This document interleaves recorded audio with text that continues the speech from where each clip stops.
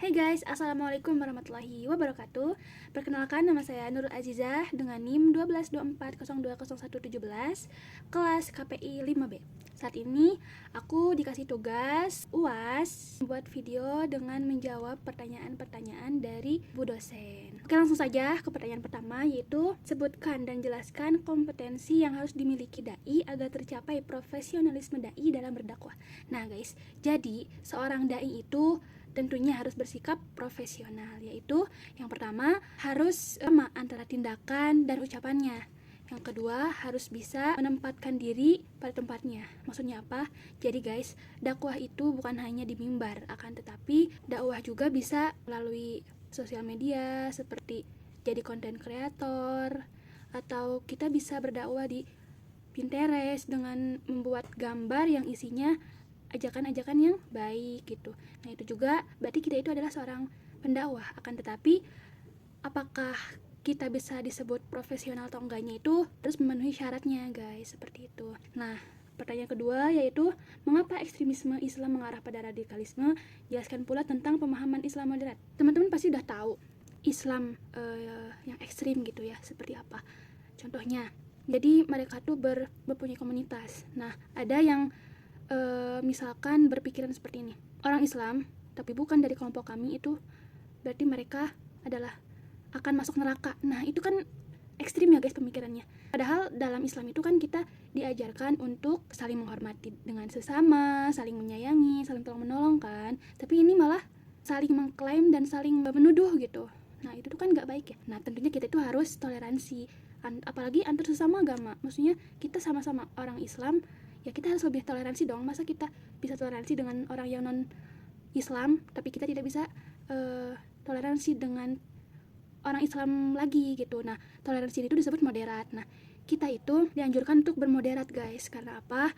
Karena orang Islam yang moderat itu terbuka pikirannya, wawasannya, dan saling menghargai gitu antar sesama. Selanjutnya jelaskan pandangan yang tepat tentang isu tarif jasa dakwah. Nah guys, jadi tak seorang dai itu kan gak boleh ya menarik jasa. Karena apa? Karena dakwah itu kan fisabilillah gitu ya, karena Allah Ta'ala. Akan tetapi kita, misalkan kita sebagai orang yang mengundang dai tersebut, dianjurkan untuk menghargai dengan membayarnya gitu. Apa kita ketika kita mengundang seorang penyanyi terus kita bayar, tapi kita mengundang pendakwah tapi tidak kita bayarkan, padahal ketika kita mengundang orang yang berdakwah gitu, itu kan untuk kebaikan kita juga gitu. Banyak yang kontroversi gitu di sini tuh, karena isu tarif jasa dakwah tuh diklaim sebagai gitu tidak boleh gitu. Padahal iya memang kalau menarif itu tidak boleh, akan tetapi menghargainya itu sangat dianjurkan. Dan terkadang seorang pendakwah itu mempunyai kru, yang mana kru tersebut bekerja untuk dai, kayak mengantarnya atau apapun. Nah jadi ya kita haruslah menghargainya. Seorang dai juga bisa menarifnya, tapi dengan seperti ini.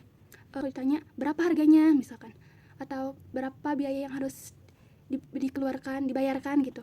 Nah seorang dai itu bisa menjawabnya, untuk membayar ongkos dan makan kru saya saja misalkan, seperti itu. Ini kan seorang pendakwah juga mereka itu terkadang hanya berdakwah, tidak punya pekerjaan sampingan gitu. Terus mereka misalkan punya keluarga yang harus dinafkahi gitu kan. Jadi menurut saya seorang dai menarif itu boleh, tapi tidak berlebihan gitu, tidak sampai membuat orang yang mengundangnya itu tidak mampu gitu untuk membayarnya, seperti itu. Selanjutnya, bagaimana etika humor dalam dakwah? Nah guys, humor di dalam dakwah itu boleh, akan tetapi humor di dalam dakwah itu mempunyai etika, yang mana tidak boleh seperti stand up comedy gitu, yang mana banyak humornya tapi isi dakwahnya sedikit gitu.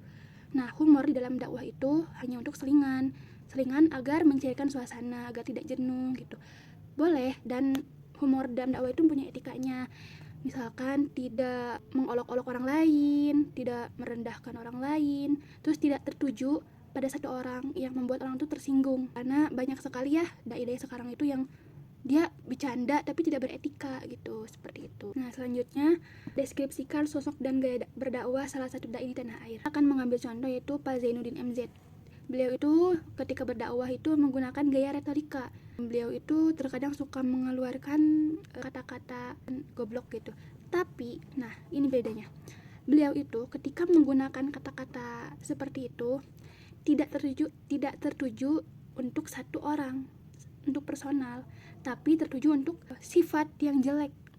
Mungkin teman-teman bisa melihat lagi video-video tentang Pak Zainuddin MZ gitu.